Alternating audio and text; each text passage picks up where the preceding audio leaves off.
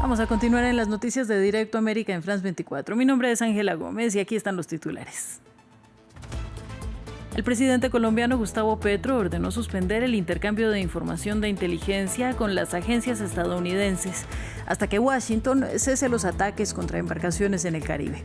Horas antes, Washington anunció la llegada del portaaviones Gerald Ford a las aguas caribeñas, escalando las tensiones con Venezuela, a cuyo gobierno Donald Trump califica de narcoterrorista. El ministro de Justicia ucraniano, German Galushenko, es investigado por corrupción y fue suspendido de su cargo.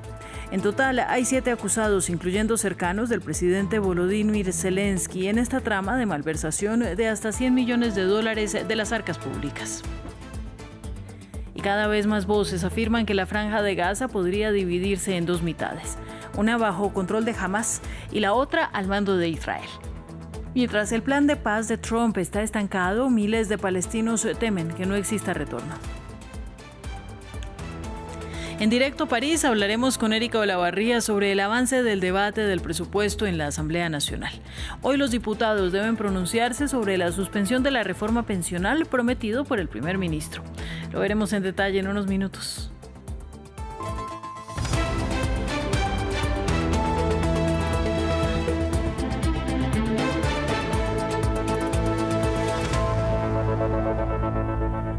Y comenzamos en el Caribe. Estados Unidos anunció que el portaaviones USS Gerald Ford, el más grande y avanzado del mundo, había arribado al Caribe para unirse a las labores del Comando Sur contra el narcotráfico en el despliegue militar estadounidense, que es el mayor desde 1994 y es visto como una amenaza por Venezuela, que acusa al mandatario Donald Trump de perseguir un cambio de régimen. El presidente de Colombia, Gustavo Petro, ordenó suspender el intercambio de inteligencia con Washington. Nos lo cuenta Jesús Yajure. El USS Gerald Ford llegó al Caribe. El grupo de ataque del portaaviones más grande y avanzado del mundo se incorporó al área de responsabilidad del Comando Sur de Estados Unidos para unirse a las supuestas operaciones contra el narcotráfico. El despliegue militar estadounidense, el mayor en décadas, es visto por Venezuela como una amenaza, razón por la que dice movilizar a 200.000 soldados y tropas con maniobras y ejercicios militares. El 30 de septiembre, Maduro declaró el estado de conmoción interna y el martes afirmó que está listo para la confrontación.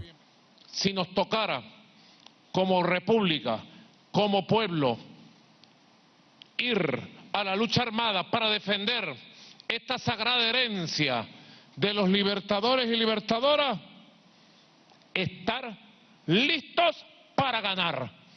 Estados Unidos ha atacado 19 embarcaciones en el Caribe y Pacífico, con saldo de al menos 76 muertos a los que acusó de ser narcotraficantes. Además, modernizó la antigua base naval de Roosevelt Roads en Puerto Rico y ha posicionado buques de guerra, aviones F-35 y un submarino nuclear en la región. En este contexto, el presidente de Colombia ordenó el martes suspender el intercambio de inteligencia con Washington, en protesta por lo que llamó ejecuciones extrajudiciales. Una decisión que también tomó Reino Unido, según el reporte de la CNN, porque no quiere ser cómplice de los ataques de su aliado que considera ilegales. Se da la orden a todos los niveles de la inteligencia de la fuerza pública suspender envío de comunicaciones y otros tratos con agencias de seguridad estadounidenses. Tal medida se mantendrá mientras se mantenga el ataque con misiles a lanchas en el Caribe. En Canadá, al margen de una reunión de ministros del G7, el ministro de Exteriores de Francia expresó preocupación por las tensiones en el Caribe y afirmó también que las operaciones estadounidenses violan el derecho internacional. En Ucrania, el gobierno de Volodymyr Zelensky suspendió a su ministro de Justicia, German Galushenko, en medio de una investigación por presunta corrupción. 7 personas fueron acusadas por fiscales, entre ellas Timur Mindik, un aliado cercano del presidente Zelensky, quien fue acusado de orquestar un plan de malversación de fondos públicos que alcanzaría los $100 millones. Más detalles en este informe. Fajos de billetes presuntamente provenientes del sector energético de Ucrania, las agencias anticorrupción de Kiev desmantelaron una red criminal de alto nivel que involucraría un plan de malversación de $100 millones. En el ojo del huracán se encuentra el ministro de Justicia de Ucrania, German Galushenko, también exministro de Energía, que fue suspendido después de que se hiciera pública una conversación grabada entre él y los sospechosos. Se les indica de aceptar beneficios personales a cambio del control del flujo de dinero en el sector energético. Según los investigadores, el cerebro de este plan es Timur Mindich, un aliado cercano del presidente Zelensky. Timur Mindich decidió aprovechar la situación en Ucrania, sus relaciones amistosas con el presidente y sus conexiones con altos funcionarios del gobierno para enriquecerse ilegalmente. La investigación de 15 meses sobre el sector energético condujo al arresto de 5 personas y a la imputación de 7 el martes. El gobierno destituyó el Consejo de Supervisión de la empresa de energía nuclear, Energoatom, considerada por los investigadores como una pieza clave del entramado de corrupción. La Fiscalía acusa a Energoatom de obligar a los contratistas a pagar comisiones ilegales y afirma que varios altos ejecutivos se beneficiaron de ello. El escándalo se produce en un momento de intensificación de los ataques rusos contra la infraestructura energética de Ucrania y probablemente aumentará la presión sobre Volodymyr Zelensky. El presidente ya fue objeto de críticas a principios de este año cuando intentó limitar el poder de los organismos anticorrupción de Ucrania, antes de acabar cediendo tras las protestas masivas y la reacción de la Unión Europea. Hablamos de la situación en Gaza. Israel anunció este miércoles la apertura del cruce de Siquim, en el norte del enclave palestino, para permitir la entrada de ayuda humanitaria. Mientras tanto, 18 fuentes, entre ellas 6 funcionarios europeos y un exfuncionario estadounidense familiarizado con el tema, declararon a la agencia de noticias Reuters que cada vez parece más probable que la franja de Gaza se divida en 2 partes, una bajo el control de los palestinos y palestinas, y el resto bajo el control de Israel. En Gaza, cientos de miles temen no poder regresar a sus hogares. Estos bloques de hormigón amarillos dividen la franja de Gaza en 2. Un lado, que constituye el 53% del territorio, está actualmente bajo control israelí y fuertemente custodiado por tropas. En el otro 47%, casi todos los 2 millones de habitantes del enclave viven hacinados en campamentos y entre escombros. Según la siguiente fase del acuerdo de tregua respaldado por Estados Unidos, las fuerzas israelíes deben retirarse aún más, pero muchos temen que se estén preparando para quedarse. Esto es inaceptable. Rechazamos que la ocupación permanezca con nosotros. Queremos vivir con dignidad sobre los escombros de nuestras tierras. Queremos respirar el aire de nuestro país. Esto es injusto. Los militantes de Hamás reaparecieron y comenzaron a imponer su dominio en el oeste. Israel se niega a retirarse del este hasta que el grupo haya depuesto las armas y se haya establecido una fuerza de seguridad multinacional, pero su creación está resultando difícil.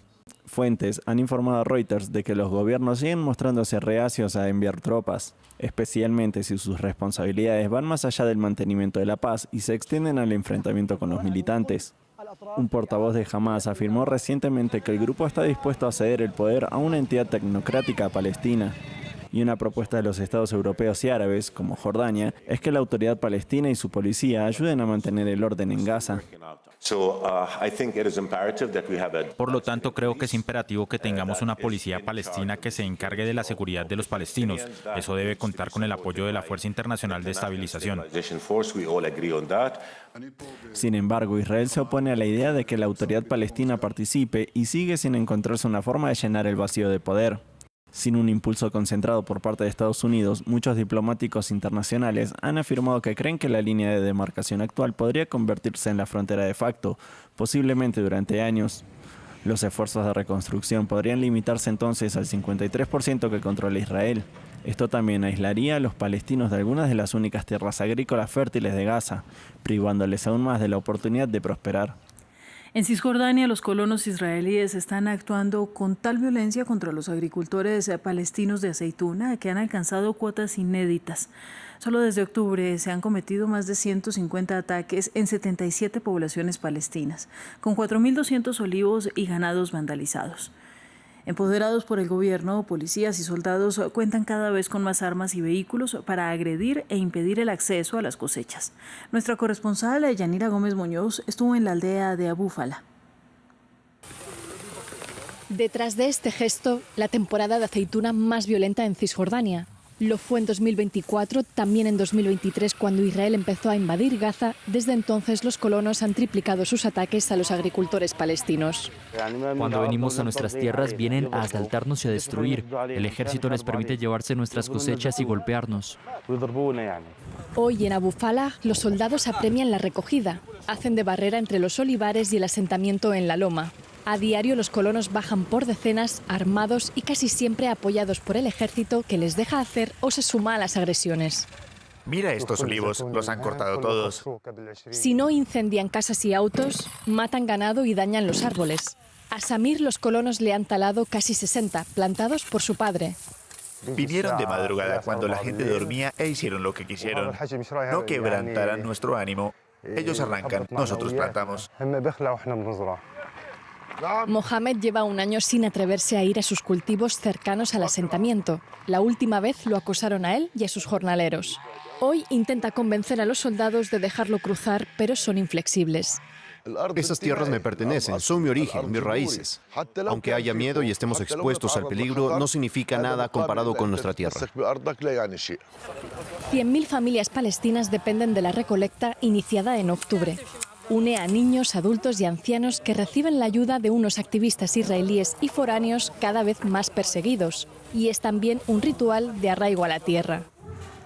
Afaf participaba de él cuando colonos enmascarados golpearon su cara y cuerpo. A diferencia de la mayoría, su caso fue grabado y su crudeza lo volvió viral. Me vi en medio de ellos y empezaron a pegarme con palos, sobre todo en la cabeza, hasta que me mareé y caí al suelo. Solían venir y echarnos, pero nunca se habían atrevido a atacarnos. Esta temporada ya no podrá, pero la próxima asegura que volverá a varear aceitunas pese a la impunidad de los colonos. Más noticias. El Ministerio de Relaciones Exteriores de China se opuso a la decisión de Japón de otorgar la Orden del Sol Naciente al representante de Taiwán en Japón, Jie Shangting. Es el último episodio de fricción diplomática después de que la primera ministra japonesa, Sanae Takaichi, dijera en el Parlamento la semana pasada que un ataque chino contra Taiwán podría desencadenar una respuesta militar de Tokio. Nos amplía nuestro corresponsal en Beijing, Adrián Foncillas. Aquella reunión, la primera de Xi Jinping con la nueva primera ministra japonesa, Sanae Takaichi, acabó con las vacuas declaraciones diplomáticas al uso. Japón y China comparten responsabilidades en la paz y la prosperidad de la región, dijo ella, mientras él pidió más comunicación para mantener la buena salud de las relaciones. La reunión en Corea del Sur durante la cumbre de la PEC ya fue una noticia en sí misma. Beijing no la había felicitado por su nombramiento, rompiendo la cortesía diplomática elemental, y hasta las horas previas no se confirmó el encuentro. Takaichi es ultraconservadora y nacionalista, relativiza las atrocidades del imperialismo nipón durante el siglo pasado, es asidua al templo de Yasukuni, que honra a una docena de criminales de clase A, y defiende un militarismo sin bridas. Pero a China, sobre todo, lo que más le solivianta es su afinidad con Taiwán. Ha sido precisamente esa isla la que ha arruinado la cordialidad en menos de 2 semanas. China y Japón están en una escalada verbal sin freno desde que Takaichi días atrás dijera que un ataque de Beijing a Taiwán supondría una amenaza a la supervivencia nacional. Y esa es la fórmula que legitima la intervención militar japonesa. Desde entonces el frenesí, la prensa china ha cargado con fuerza, la televisión pública la llamaba fabricante de problemas y la acusaba de cruzar la línea entre epítetos poco elegantes. Nadie ha ido más lejos que el cónsul chino en Osaka, Xue Jian, quien animaba a cortarle el cuello en un comentario en las redes sociales después borrado. El gobierno japonés lo calificó de extremadamente desafortunado y algunos han pedido su expulsión. Desde el Ministerio de Exteriores chino, en cambio, se ha recordado que solo fue un comentario personal y se ha acusado a prensa y políticos japoneses de exagerar el caso para desviar la atención. Es Taiwán un asunto sagrado para China, que ya puso el grito en el cielo cuando Joe Biden, antes de Takaichi, sugirió la posibilidad de defender la isla en una invasión que, por más que se ha anunciado durante 40 años, aún no ha llegado. Turquía anunció la muerte de 20 de sus soldados cuando un avión de transporte militar se estrelló en Georgia. La aeronave de carga cubría la ruta Azerbaiyán-Turquía cuando ocurrió el siniestro. Las grabaciones e imágenes indican que el avión se desintegró en pleno vuelo. Los C-30, ampliamente utilizados por las fuerzas aéreas de todo el mundo, son aviones de transporte militar turbohélice de 4 motores, capaces de operar en pistas no preparadas. Las autoridades investigan las causas de este accidente. Y cerramos el informativo en Irán. Hace unos años habría sido impensable, pero hoy en día las mujeres de Teherán desafían los enormes atascos de la capital iraní a bordo de sus propias motos. Conducir no está formalmente prohibido para las mujeres, pero durante mucho tiempo ha sido muy mal visto y pocas se atrevían a hacerlo. Pero ahora cada vez son más. Veamos el informe. La primera vez que se subió a su scooter amarilla, con el pelo suelto a la espalda, Merat Benham no temía los terribles atascos de Teherán, sino las reacciones de los demás conductores. Salvo algunas excepciones, se siente bastante apoyada por los automovilistas. Me dicen bravo, es genial, gracias, ese tipo de cosas. Sinceramente no pensaba que hubiera tantos hombres feministas en Teherán, tanto motociclistas como automovilistas. Estaba bastante estresada, pero poco a poco la forma en que me tratan las personas y sus reacciones me han animado mucho. Según la ley iraní, los hombres tienen derecho a obtener permisos para conducir vehículos de 2 ruedas, pero en el texto no se menciona nada sobre las mujeres. Por lo tanto, conducir no es ilegal, aunque la República Islámica lo considere indecente. La ley no dice explícitamente que las mujeres no puedan obtener el permiso de conducir motocicletas. No hay ninguna prohibición legal, solo normas aplicadas por las autoridades. Creo que es totalmente injustificado y que ya es hora que las cosas cambien. Hay que adaptarse a los nuevos tiempos. Aunque las mujeres son una excepción en las carreteras iraníes, cada vez son más numerosas, sobre todo desde 2022 y el inicio del movimiento Mujer, Vida, Libertad, un acto de desobediencia civil que refleja el rechazo de una parte de la juventud ante los dictados de la República Islámica. Es la hora de Directo París. Siguen los debates sobre el presupuesto de la Seguridad Social en la Asamblea Nacional, que entra en su fase decisiva. Y por eso conectamos con nuestra periodista Erika Olavarría. Buen día para ti, Erika. Buenas tardes allí en París. Este miércoles los diputados deben votar la parte de gastos de lo que incluye la suspensión de la reforma pensional. ¿Por qué este punto es tan clave? Sí, y en general hoy tienen que terminar esa discusión, Ángela, ese voto, y ya el proyecto pasaría al Senado como quede hoy. Es complicado porque hay presentadas 380 enmiendas y una de ellas es justamente la que tú mencionabas, el artículo 45 bis, que establece la suspensión de la reforma de las jubilaciones, que recordemos aumentó la edad de jubilación de 62 a 64 años de edad, suspenderla hasta el año 2028. Es importante porque, recordemos, es la condición que habían puesto los socialistas para no censurar al gobierno de Sébastien Lecornu, pero sigue siendo impopular incluso en la izquierda, que siempre ha estado contra el proyecto de la reforma de las jubilaciones. La France Insoumise ha dicho que va a votar en contra de esa enmienda. ¿Por qué? Porque ellos quieren que se elimine definitivamente. Además, recordemos que esta reforma fue aprobada en el año 2018 de manera muy polémica por decreto, el famoso 49.3. Fue un proyecto de la primera ministra Elisabeth Borne, es decir, que se votó sin discusión parlamentaria, pues ellos consideran que de esta manera el gobierno indirectamente les está haciendo votar en el hemiciclo ese aumento de la reforma de las jubilaciones de 64 años, pues a partir de 2028 ya se establecería esa edad. Van a votar también en contra la derecha, siempre ha estado en contra, va a votar a favor Agrupación Nacional. La extrema derecha es uno de los temas clave del electorado más popular de la extrema derecha, y el oficialismo se va a tener que abstener. Ha pasado el acuerdo, entre comillas, con los socialistas, pero no van a votar en contra de una reforma que ellos mismos propusieron. Hay otras medidas que también se tienen que votar en esas enmiendas. El gobierno quería gastar menos, obviamente, porque se necesita ahorrar en todos los presupuestos en Francia, que está muy endeudado. Sin embargo, en la discusión los parlamentarios han retirado justamente algunas de esas medidas que preveía el gobierno, como por ejemplo disminuir los reembolsos en algunos medicamentos, en algunas consultas, o eliminar las salas de droga para los adictos justamente a las sustancias ilícitas. Bueno, Erika, vamos a cambiar de tema porque mañana Francia conmemora los 10 años de los atentados de París. El único autor aún vivo de la matanza, Salah Abdeslam, suscitó una nueva polémica. ¿Por qué?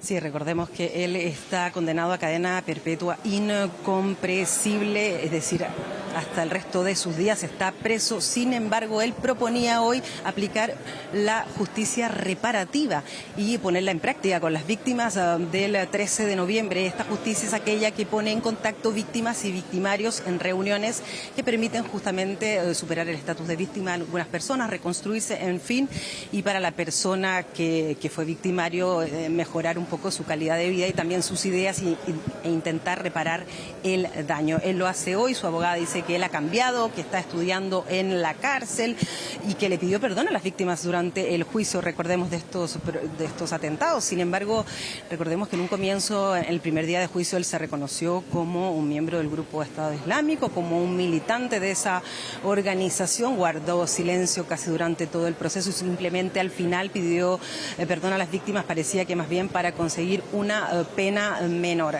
Esto ha suscitado varias reacciones, por ejemplo, Riza, el director de la publicación satírica Charlie Hebdo, decía que le parecía increíble, que él sabía que Salah Abdeslam iba a ser un islamista hasta el final, que lo es hoy, y que le parece impensable, incluso casi una broma de mal gusto. Lo mismo decía una abogada de las víctimas. En cambio, George Salinas, que es el padre de Lola, una chica que falleció en el Bataclan, él es bastante más abierto. De hecho, él ya, por ejemplo, escribió el libro junto al padre de uno de los yihadistas que murió en el Bataclan, pues él dice que a él sí le gustaría quizás reencontrar y conocer a Salah Abdeslam y poder conversar con él e intercambiar con él. Si no, la otra noticia es, recordemos, esa llave USB que le entregó una novia que tuvo con propaganda islamista.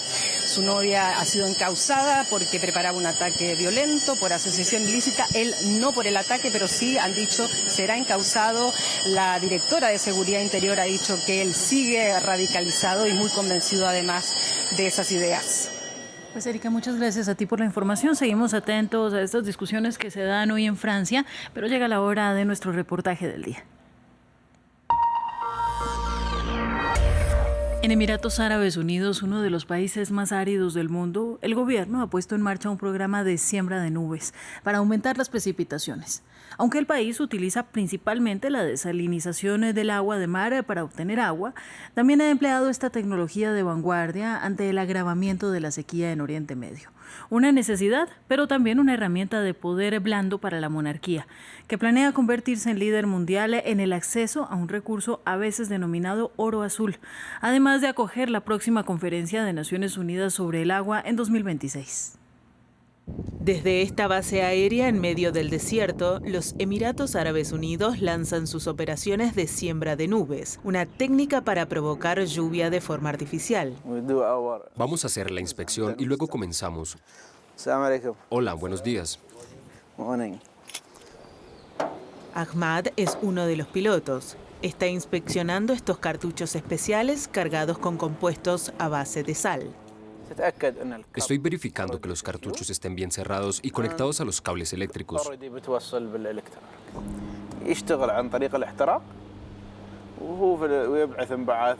Funciona con un sistema de ignición que permite inyectar sodio en la nube. Ahora deberíamos estar listos si Dios quiere. Mira, no hay nubes. Más o menos está despejado. Aún hay posibilidad. La posibilidad sigue ahí, pero esperaremos. 6 horas después, nubes provenientes de Omán cruzan la frontera. Ahmad tiene muy poco tiempo antes de que las masas de nubes se disipen. Un mínimo retraso podría arruinar la operación.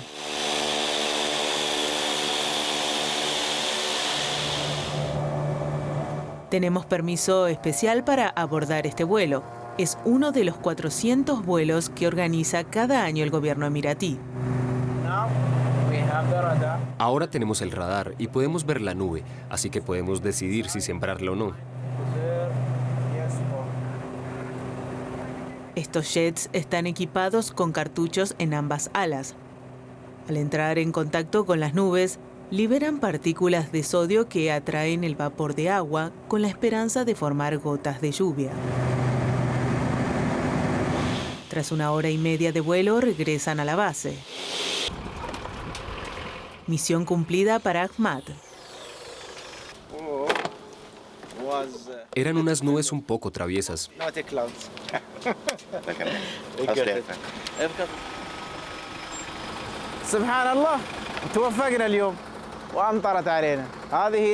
Tuvimos suerte, gracias a Dios.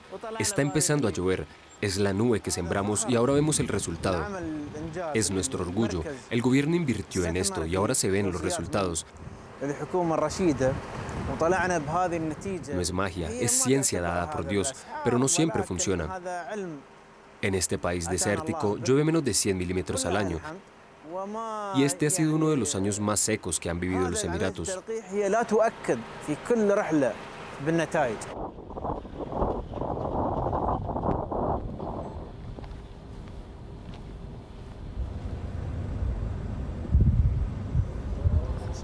Para recargar los acuíferos y no desperdiciar ni una gota, se han construido 150 represas en todo el paisaje árido.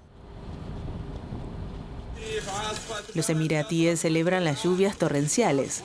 Los cazadores de tormentas se han multiplicado en redes sociales. Las autoridades incluso han pedido a los fieles en las mezquitas que recen por lluvia.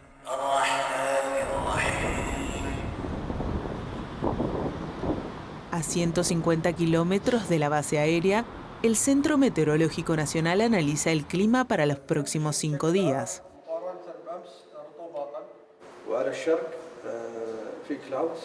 Aquí rastrean las corrientes de aire todo el día con radar, en busca del mejor objetivo. First location 283 at 12. 283 at 12.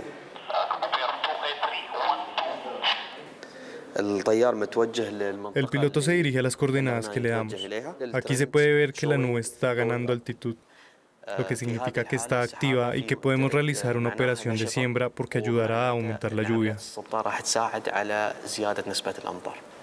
Según las autoridades, esta técnica aumenta las precipitaciones anuales al menos un 5%.